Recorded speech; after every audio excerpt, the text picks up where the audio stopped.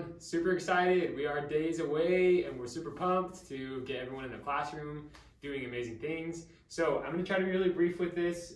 This is my first take and we're only doing one, so if it comes out bad, then deal with it, but it's going to be okay. I just wanted to show you maybe a brief example of what a first day lesson might look like. Obviously, we're not going to do a full class experience, but I'll just kind of run you through how I think through things.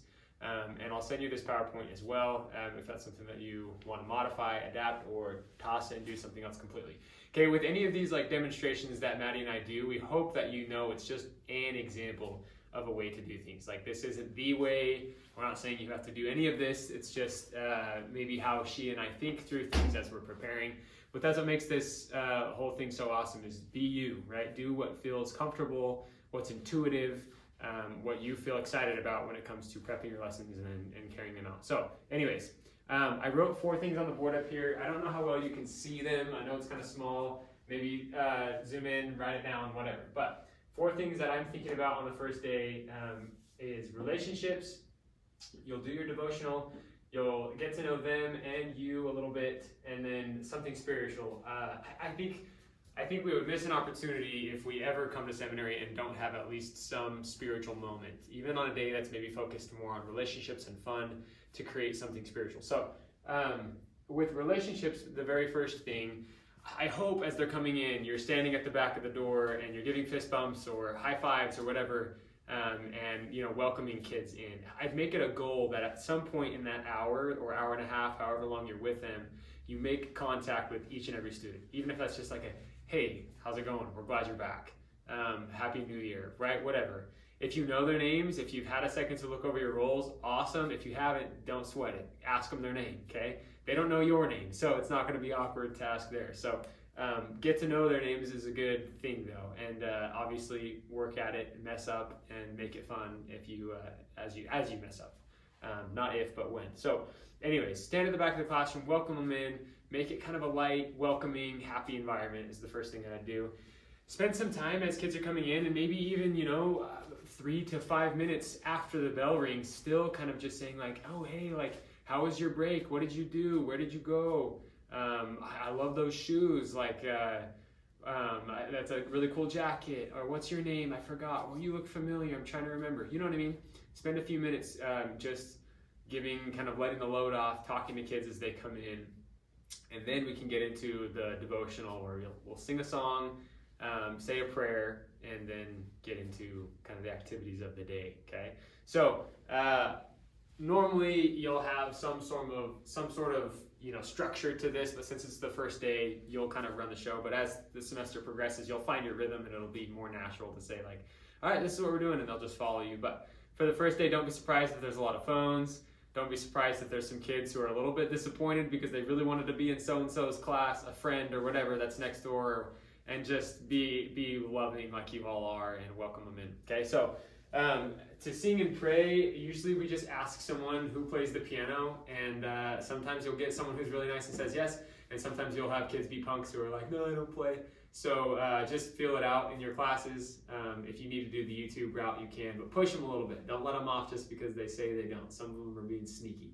Okay, so after you've sung and prayed, this is kind of how I think through things. And again, these are just ideas. None of this is things you have to do. Okay, but we've built some relationships. We've spent some time doing that. We've done our devotional, our song, and our prayer. And now these are the 2 focuses I think of that really the first few days. Get to know them, and that they get to know us, and that they get to know each other, and that we do something spiritual at the same time. Okay, so here's an idea. You probably have, it's not a complicated game, but maybe heard of something like this before, this or that, okay? I'm just going to show you a few examples. I haven't spent a ton of time coming up with different ideas because I think you could come up with even better ideas than this, but I'll put up a picture, something like this, and we'll say, okay, I want you to tell the person next to you, did you do this or did you do that? So in this case, did you stay at home or did you vacation for the break? Right? They'll talk for a second, and then if you kind of walk around as they're talking and listen and oh, did you just say you went to Mexico? That's crazy. Tell us about it. That's way cool. Or, oh, so-and-so, I heard you guys stayed home. You had all your family come over. What was that like? tell us about it a little bit and listen for that. And then after they're done sharing, say, okay, so I stayed at home too. I had all my family come in. It was awesome, and give them a little bit of chance to get to know you as well. Okay, it's not super long. Takes a quick 30 seconds, and then move on to the next round. This or that. We'll say, hey, did you have more fun at Christmas or at New Year's? Tell the person next to you or the people around you. They'll talk for a second. Again, you'll kind of walk around and say, no way, you guys have that Christmas tradition, so do I. That's awesome. And then after they're done, come back and say, all right, guys, yeah, so for my Christmas, my Christmas was definitely my favorite over New Year's. New Year's was fun, but I loved that we did this for Christmas. Anyways, does that make sense? Giving them a chance to talk to each other and then get to know you just a little bit. Just two more, this or that. Do you come from a big family or do you come from a small family? Have them talk to each other, answer the question, and then come back and tell them do you come from a big family or a small family? Last one, do you come from Utah or from some other place? Let them answer. Most of them are probably going to be from Utah, although I've had a fair amount who aren't, but anyways, answer that and then come back and answer that question yourself. Okay, so brief little get to know you. I know some teachers draw this experience out of getting to know them as the teachers. Totally up to you. I'll probably spend a few more minutes on this on day 2 of getting to know me. But not a ton, they'll get to know you as the semester goes, but feel it out, feel your style. If that's something that's important to you, great. It's fun if you have personal pictures to put in some of these too. If after the slides you want to put in a picture of your Christmas or your family or the vacation you went on or whatever, just so that they can get to know you. They like that kind of thing. So anyways, okay, so we've got to know each other a little bit. At this point in the lesson, I'd say we're, maybe 30 to 40 minutes in, right? So we have something like 40 to 50 minutes left, right? Ideally, but the reality is you'll find as you spend time getting to know each other and the class is energetic and it's fun, you'll spend a lot more time on these things than you think you will, right? Anyway, so spend a good amount of time on that though. Don't feel rushed, especially in these first few days. Don't skip past the relationships to get to what you think you need to cover that day. Does that make sense? I prioritize getting to know them and love them and letting them get to know you and feel the spirit and feel the participation, the unity in this classroom even before we jump into the scriptures. So anyways, at that point is when I would jump into something spiritual, and this is where I'm going to show you an idea, but again, it's just an idea. If you have something else that you've been thinking about, you're excited to talk about, awesome, go for it. I'd encourage you to do something spiritual, but what that is, totally up to you. Okay, so as I looked over kind of the intro to D&C and then the restoration proclamation lessons, I believe those are lessons 2 and 3. I'll probably spend some more time on apostasy and on introduction to the Doctrine and Covenants on day 2, maybe even day 3. But day 1, my focus is just feel the Spirit, connect with the Savior, and feel kind of the purpose of what we're doing here. Maybe a little spice into we're doing D&C, right? So this is something that I might do. I would put up a question kind of like this, say, what does the word restore mean, right? And I might say, all right, in your partnerships, I need you to decide who slept the most over Christmas break. Figure that out really quick. They talk, they laugh, they figure it out, and then we say, okay, that person, the sleeper, is going to answer this question, and I need you to use the word restore in a sentence. Okay, and they're going to use it in a sentence. We're going to try to talk about what the word means. And I might even specify, make sure it's not spiritual, okay? You can't use it in a spiritual way, just in a very general way, okay? Then we'll talk about, what are your answers, whatever, maybe some other contexts that we use the word restore. Okay, then I found a couple pictures that I think kind of demonstrate what this means. So we would say something like this, how is this car restored from the first picture to the second? And I don't know how well you can see the CV. I know you can see it, but I don't know with the camera if it's, but the top is a really old, dirty car. The bottom is clean, kind of restore it, right, into what it used to look like. Do the same thing here, something with like a pair of shoes and say, how do we restore shoes? And then last with just like a puzzle piece, how do we restore things to their proper place? And then I might say something like, okay, if we want to get really fancy, this is what the dictionary tells us. It can be something like to put back, or to give back, to return, to put back into use or existence, to bring back to its former or original state, or to put again in possession of something. So then I would say something like, okay, having understand this context, this understanding of the word restore, how is the gospel being restored on the earth today, right? that whole restore conversation, talk to your partner, look at the pictures, might take me 10 minutes. We might draw that out. Totally feel out the energy of the class. If they're having fun with it, prioritize it, right? If that's a relationship building, if we're laughing, if someone has a story, great. It might take 5. Just feel kind of the spirit of the class and decide, is this something we should spend more time on, or are we ready to move on? Okay, so then we would say, how is restoring the gospel like this dirty old pair of shoes? Or how is it like putting a puzzle piece back into the missing piece of the puzzle? We would talk about it, and again, that conversation might take another 10 minutes, or it might just be one comment. It totally just depends on the feel of the class.